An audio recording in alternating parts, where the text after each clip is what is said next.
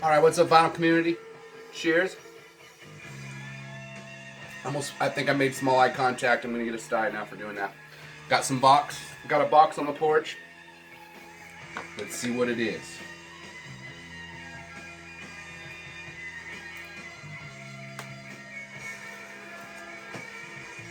Okay.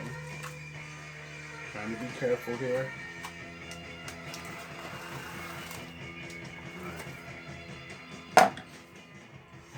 Oh, nice. Okay. So, finally got this.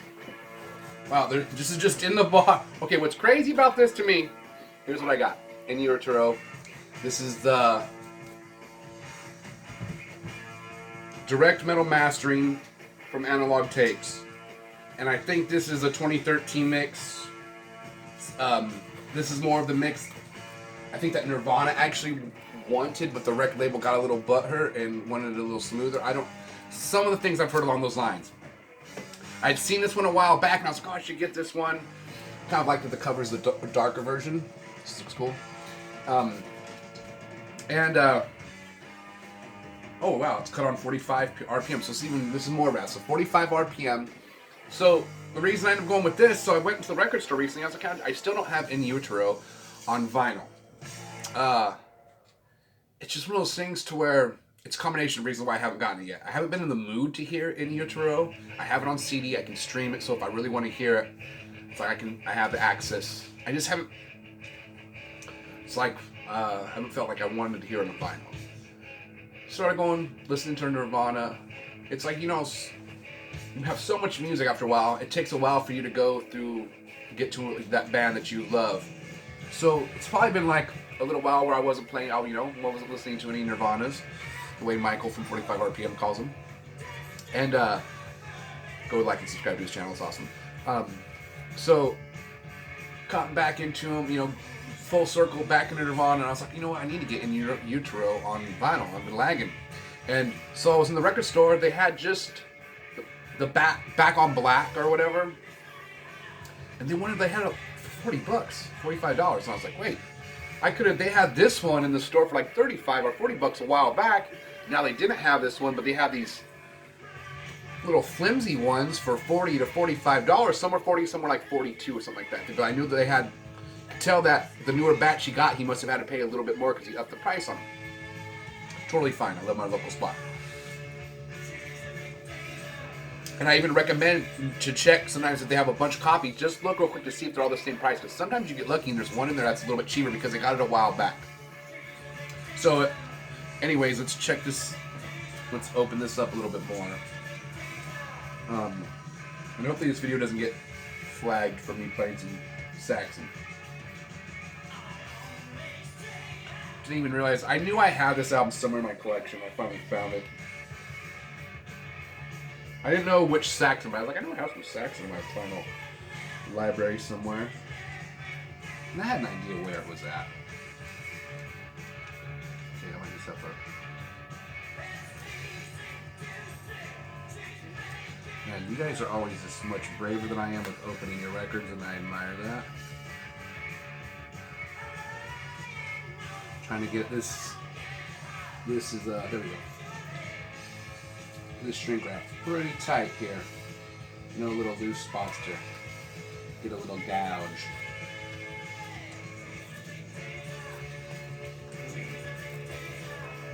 We're ready here. Any Saxon fans? I know there's some Saxon fans in the vinyl community. I've seen other people show, but if there's any I'm not aware of, throw a comment. Okay, it's just gonna be one of these albums, huh? But I'm stoked to finally get this.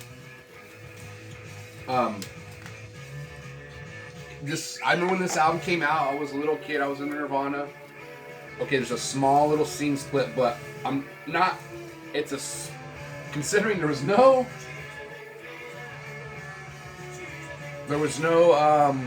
padding whatsoever.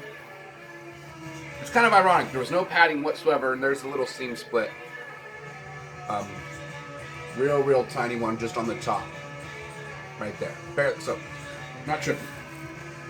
But it's interesting how the Analog Productions Acoustic Sounds won super fucking box, RoboCop box. Seam splits on both sides, so.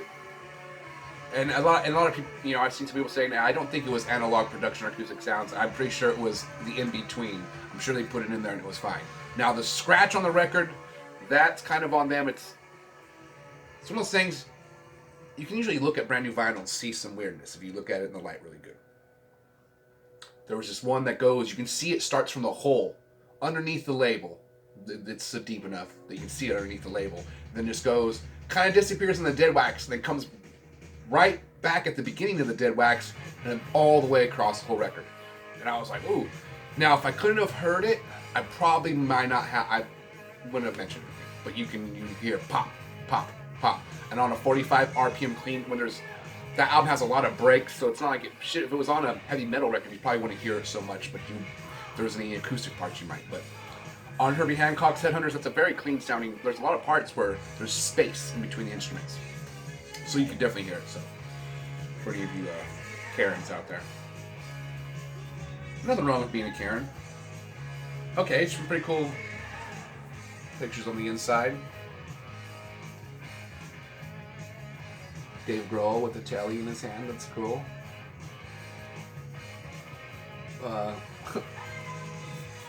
Stoked to listen to this. Definitely in the mood to hear In Utero. When this album came out, it's weird how, you know, as a young kid, I was 13, and it was like, check out the line real quick. Cool little, I knew it was going to be good. I was like,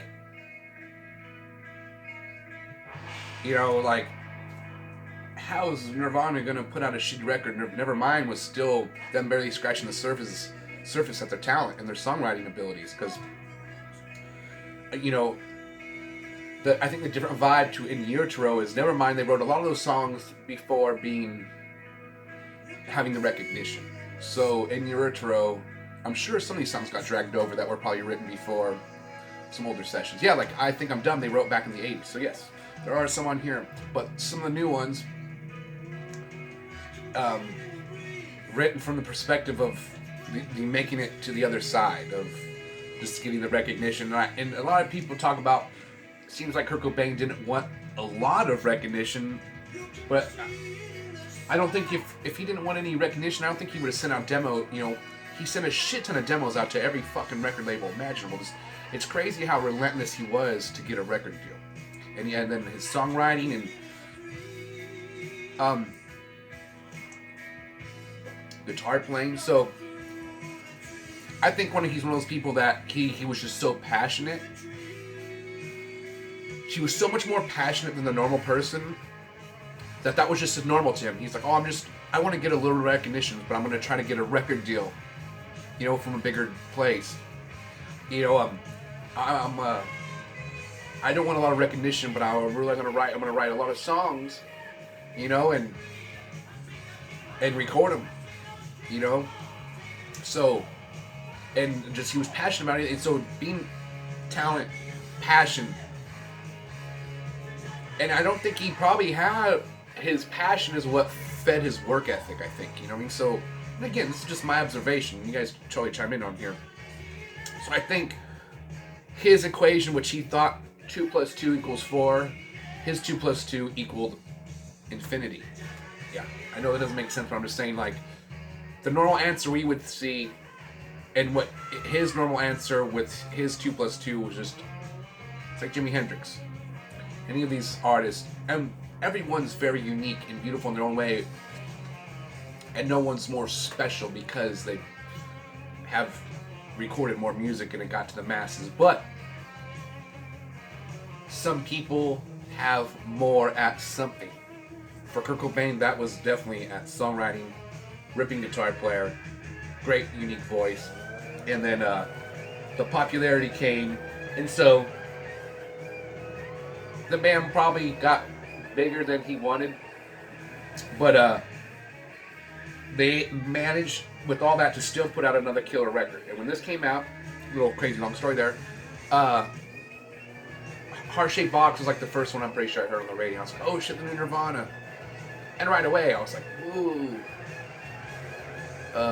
badass. And it has a tritone interval and heart-shaped box. It's one of the things a lot of people do. It's a flatted fifth. That's if you were to go up 1 do re 1 2 3 4 5, and you were to flatten that 5 1 2 3 4 1 5 1 5. You get this weird the beginning of Purple Haze is a tritone interval. So let's check out the vinyl. Nice. So yeah, so it's a DMM. So it looks clean.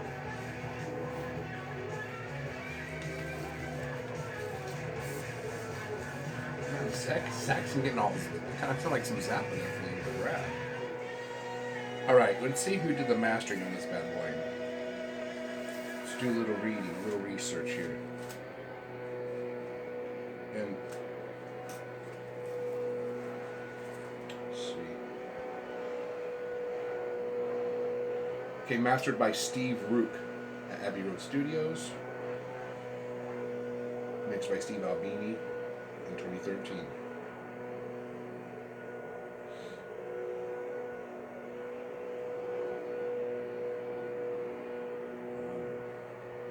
Original album special thanks. So yeah, that's who it is. I'm sure this Steve Rook. If he's working at Abbey Road Studios and he's got a hold of Nirvana, he's got to be somewhat really relevant, I'm sure, and he's really talented. So I'm looking forward to hearing it. And like the main reason I got this mix, like I said, just the rate now the normal one has gone up in price for whatever reason that is. I think they were saying that vinyl, let's see, Acoustic Sounds, aka Analog Productions, they had mentioned that, hey, you better get your hands on some of these copies because the next batch for the next year are going to be more expensive, but we're going to honor the pre-order price. So who knows? If it's gone up, that was normally like a $24 record on that one. So, and again, sorry for this long rant on this little unboxing. It's just the stuff that's going on in my head about this whole. And for me, if it's music, it's fun. Don't let it swirl around, go through all the details. All right, I'll let a whole album side play. You guys seen I got the new Nirvana. I got a couple other ones. Like I said, 3 other ones. There's a possibility I might make this a 4 today. And then, I know I keep saying this, and you guys are probably laughing, but little Velcro issues here. Trying to enjoy our records, because it seems like now the records are so damn popular, which is great. They're reissuing so much stuff, it's hard to keep up. It's like getting excited, which is awesome because a lot of stuff, some of the stuff it's like the Corrosion of Conformity album I just got. I have that on CD. I've heard that album. I have it in my iPod. I'm pretty sure you can stream it on anything, anyways, for free. But it's just hearing it on vinyl is a different type of thing. And it's hard to explain to people who don't have the vinyl bug, and like don't listen to vinyl in the first place. Like, you might not hear shit. It might sound worse to you. I guess I hear some surface noise. I hear some crackles and pops, but for me, myself, and a lot of other people, I feel it all. When you were young and you see my stepdad put a record on, it was like a magical thing. It was like, whoa, like to think there's music on this plastic, circular piece of plastic, and then all of a sudden you drop it in this freaking mechanical UFO type of technology and drop a needle on there, and then sound comes out, and then to me, when I was a kid, I thought that was crazy. Like that was, and it's still crazy badass to me. I still love it. But for me, it wasn't like once I was 17 years old and I got a turntable myself. I had one before that, but I got Techniques by that time. But I had the double stereo where it was like a cassette tape and turntable on top. It was my sister's old stereo. And the one I had before that, I had turntable. It was 8-track cassette player and then turntable with 2 separate speakers. That was actually a pretty good setup. I had that when I was 5 years old till I was probably old.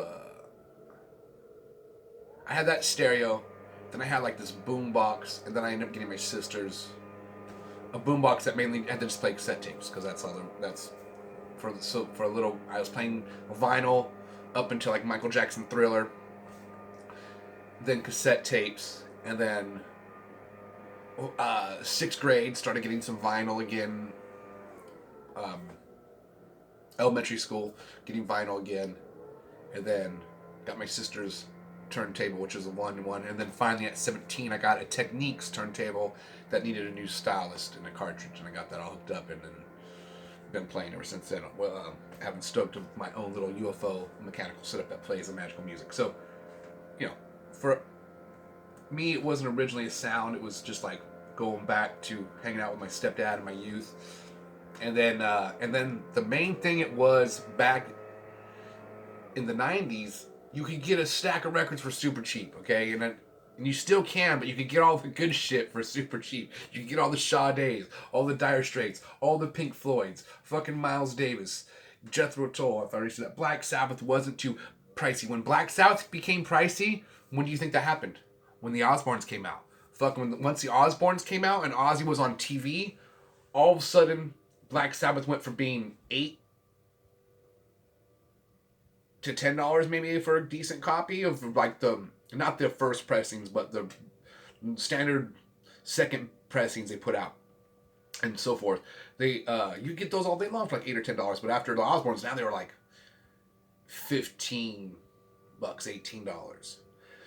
And so that was actually when I tried to, I had most Sabbath, but it was a couple I was missing, so I tried to get them because you could tell they were going up in price, and I could already, common sense was kicking in that it was going to be more expensive. So back then, you could just go get a fat stack of records for $20, some killer stuff, some Mahavishnu Orchestra, some Pink Floyd, which I'm pretty sure you can get that still. Even the Pat Metheny was like $2, $3, and now Pat Metheny's even starting to go up in price now. But you could just, it was for the budget person. It was for the low budget. The person who was broke is what original records were for a long time. Now I'm sure there was people into the high end, hi-fi, audiophile, music nerds. You know what I mean? But the starving musician on Top Ramen, the decent turntable with some okay speakers and your low budget setup, and you can get a fat stack of records for $20 and just have a great week of just listening to new material and using your guitars to jam out along with it, maybe figure some of the stuff out, and you can still do that. There's just a lot of the popular stuff now is a lot more expensive. Now there's the upside to that here. Let me flip my fucking 80s hairdo here. Is that I think the cool thing is maybe it's going to evolve. I'm sure there's going to be musicians, listeners, artists, all of the above out there that are going to go, and then since you can't get Pink Floyd, Dark Side of the Moon, you're going to get up some weird. You're going to get Ralph Towner's Solstice for $3, and that's great. Or you know what I mean? You're going to get something just more obscure that no one's heard about because it's in your budget, and you can, maybe they have a turntable. You go give it a preview, and if they don't have a turntable inside the record store, bring your cell phone in there and just stream it real quick. Check it out. Give it a couple little previews because you're going to tell right away. I can tell within 5 seconds, 10 seconds if it's going to be something I'm going to connect with. So, all right, guys. I could ramble on forever about music because I love it. So, I did not realize that Stunty also did a vinyl tag for 2022. I probably would have, if I haven't been, for some reason, when I scroll, it's weird how sometimes people's new videos don't go on my feed, even if I click on the subscription. So it's almost like I have to now probably go to their channel, just to make sure if they're posting any new videos. So I didn't see Stunty posted a video. The main reason I knew that Rob Walker, I hadn't seen his video so much as I had seen a few people do his vinyl tag, and then I went and checked out his video. So therefore, that's just how that worked out. So, Stunty, he has a really great channel. Go like and subscribe. He's got this. I feel like he has the most unique collection in the VC out of now. Everyone's collection is unique to them, but as far as Every album a lot of times most people in the vinyl community, they'll have an album they'll show, and I've either heard the album or I have it. It's awesome. Most of the time when Stunty shows a record, I've never seen it, and I don't have it, or I've never seen the damn thing. So, and he seems to do this a lot, which is awesome. And now there's quite a few other channels that are throwing out stuff that I don't have and I haven't seen, but he's been the most consistent on pulling that off, which is, and he always pulls out really good stuff to where, like right now on his Instagram, he's posted some stuff. You're like, if you were to look at the album cover, you're like, what the hell? This does not look like something Stunty would pull out of his collection. Normally, he puts it on and it's fire. Okay, and it'll definitely catch you off guard in the sense that he just unpredictable of what's going to be in his collection. So, his 22 questions for the 2022 year. I think a couple similar ones to Rob Walker's, but there's some different ones. So, either way, I'm going to do one for him also. His channel's super awesome. And go check his stuff out. I'm positive you'll enjoy his channel if you're a music lover or just getting into it. So that all that crazy stuff being said, I've rambled on forever now. It's turned into a 20. Like I said, this is kind of more, a podcast. I don't know what you call it. Do I need to have put a microphone in front of my face and wear headphones and then it's official? I'm a real podcaster. But for me, this channel it started off as records and it just goes all over the place, but still with the positive vibe. And that's what I feel like is the most important. Even though life isn't always positive, but every situation you got to treat it with, some positivity, or you're not gonna, or just makes the shit better. And if for some reason you're not that type of person, I'm supportive of whatever makes you happy. So go out there and do whatever gets you to sleep really good at night. You just you go to sleep with that shit-eating grin on your face, and you wake up in a good mood. That's what I want for everybody. Okay, so that being said, I'll see you guys next time. Play lots of vinyl and stay positive. Bye.